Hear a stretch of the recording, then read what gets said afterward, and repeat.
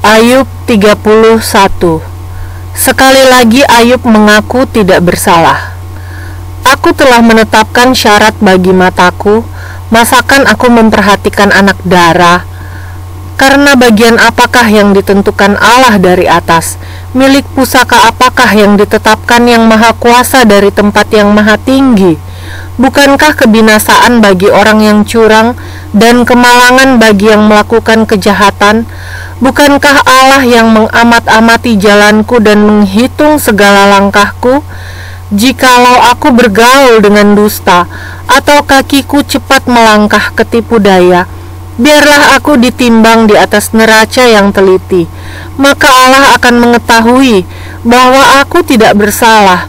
Jikalau langkahku menyimpang dari jalan, dan hatiku menuruti pandangan mataku, dan noda melekat pada tanganku, maka biarlah apa yang kutabur dimakan orang lain, dan biarlah tercabut apa yang tumbuh bagiku.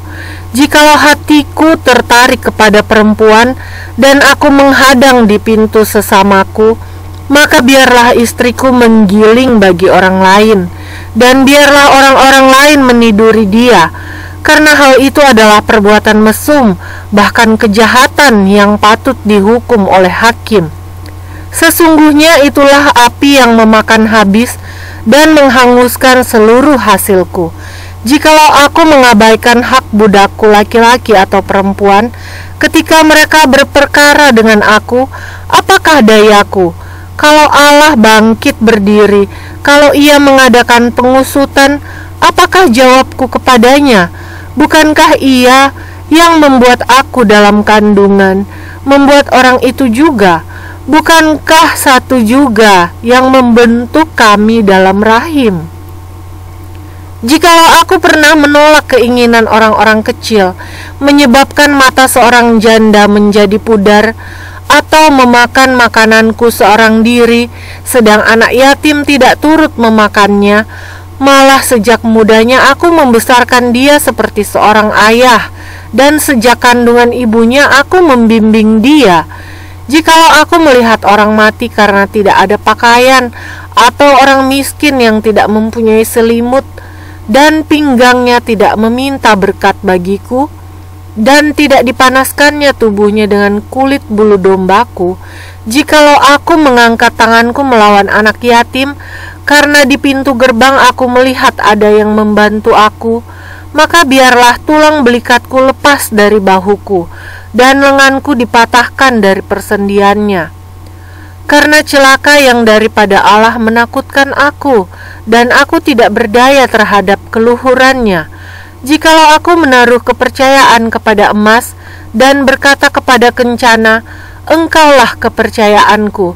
Jikalau aku bersuka cita karena kekayaanku besar, dan karena tanganku memperoleh harta benda yang berlimpah-limpah, jikalau aku pernah memandang matahari ketika ia bersinar, dan bulan yang beredar dengan indahnya, sehingga diam-diam hatiku terpikat dan menyampaikan kecupan tangan kepadanya, maka hal itu juga menjadi kejahatan yang patut dihukum oleh hakim, karena Allah yang di atas telah kuingkari. Apakah aku bersuka cita karena kecelakaan pembenciku, dan bersorak-sorai bila ia ditimpa malapetaka? Aku takkan membiarkan mulutku berbuat dosa, menuntut nyawanya dengan mengucapkan sumpah serapah. Jikalau orang-orang di kemahku mengatakan, siapa yang tidak kenyang dengan lauknya? Malah orang asing pun tidak pernah bermalam di luar. Pintuku kubuka bagi musafir. Jikalau aku menutupi pelanggaranku seperti manusia dengan menyembunyikan kesalahanku dalam hatiku, karena aku takutilah halayak ramai, dan penghinaan kaum keluarga mengagetkan aku, sehingga aku berdiam diri dan tidak keluar dari pintu. Sekiranya ada yang mendengarkan aku. Inilah tanda tanganku. Hendaklah Yang Maha Kuasa menjawab aku. Sekiranya ada surat tuduhan yang ditulis lawanku, sungguh surat itu akan kupikul dan akan kupakai bagaikan mahkota. Setiap langkahku akan kuberitahukan kepadanya. Selaku pemuka, aku akan menghadap dia. Jikalau ladangku berteriak karena aku dan alur bajaknya menangis bersama-sama, jikalau aku memakan habis hasilnya dengan tidak membayar dan menyusahkan pemiliknya, maka biarlah bukan gandum yang tumbuh, tetapi onak, dan bukan jelai, tetapi lalang. Sekianlah kata-kata Ayub.